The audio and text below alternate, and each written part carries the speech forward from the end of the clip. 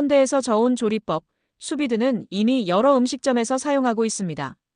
하지만 일반 가정집이나 작은 식당에서는 아직 많이 사용하지 않습니다. 최근에는 가정에서도 쉽게 사용할 수 있는 저온 조리 기기들이 판매되고 있습니다. 저온 요리의 개념과 주의사항을 이해하고 식당이나 집에서도 멋진 요리를 즐겨보시기 바랍니다. 저온 조리란 무엇인가요? 저온 조리는 최근에 알려진 조리법처럼 보이지만 기본 개념은 오래전부터 사용되어 왔습니다. 대표적인 예로 로스트 비프가 있습니다. 이 조리 방법은 단백질이 굳기 시작하는 63에서 수분이 빠져나가기 시작하는 68 사이의 온도에서 천천히 가열하여 식재료 전체가 이 온도로 가열됩니다. 그래서 수분이 빠져나가는 것이 적고 맛도 그대로 유지되어 촉촉한 상태로 요리됩니다. 또한 진공조리법과 함께 사용하면 효과가 더 좋아집니다. 진공조리법은 팩을 진공하고 양념을 넣어 가열하는 것입니다. 진공 상태로 만들면 열전도율이 올라가서 균일하게 가열되기 쉽고 함께 넣은 양념도 적은 양으로 맛이 스며들기 쉽습니다.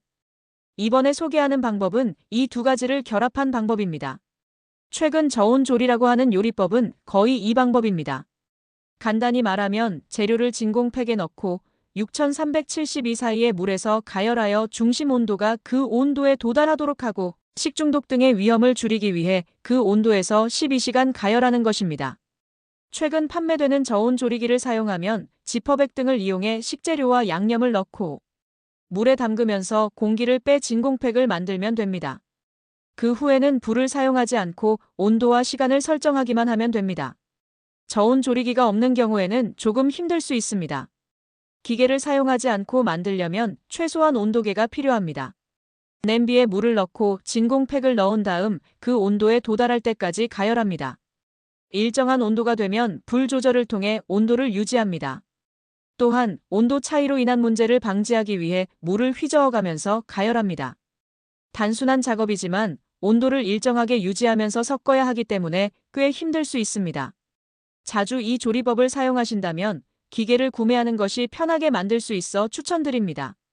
현대의 조리법 중 육고기를 부드럽게 만드는 조리 방법으로 수비드가 각광받고 있습니다.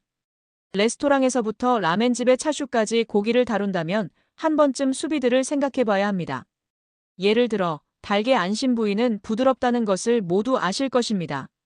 이 부위를 더욱 부드럽게 만드는 저온 조리 후 튀기거나 볶음 요리를 만들어 지금까지와는 전혀 다른 텍스처로 사람들을 놀라게 할 수 있습니다. 노인과 아이들의 소화에도 좋고 말이죠.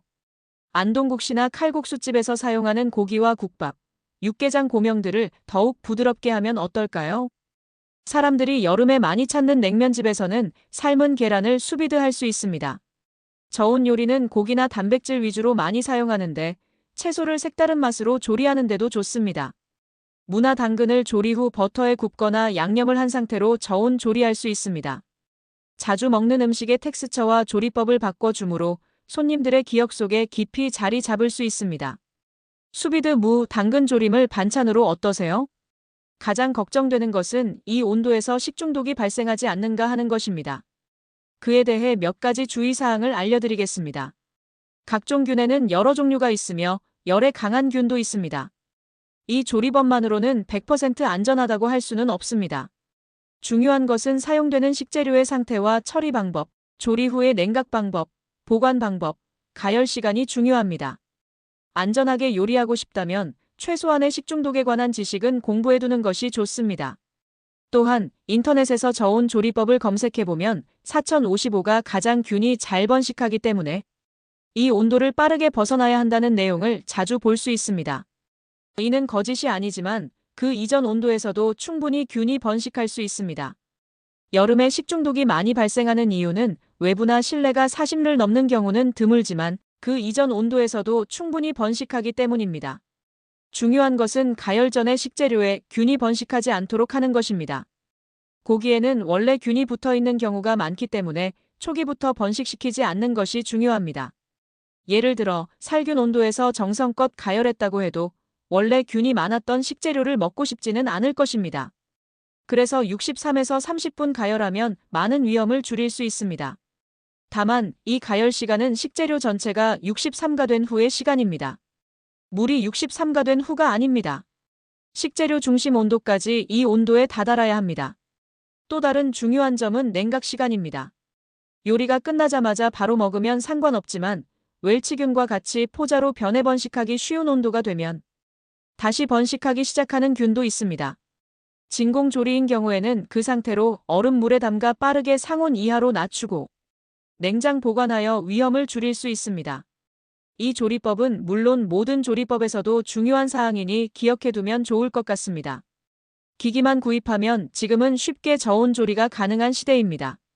이에 따라 가정에서도 간편하게 본격적인 요리를 만들 수 있게 되었습니다. 단, 식중독과 저온 조리법에 대한 올바른 지식을 갖고 있어야 걱정 없이 건강하고 맛있는 음식을 즐길 수 있습니다. 어렵지 않으니 지금까지 해왔던 요리를 한 번쯤 저온으로 만들어 보세요. 오늘은 여기까지입니다. 소바 강사 키리안이었습니다. 감사합니다.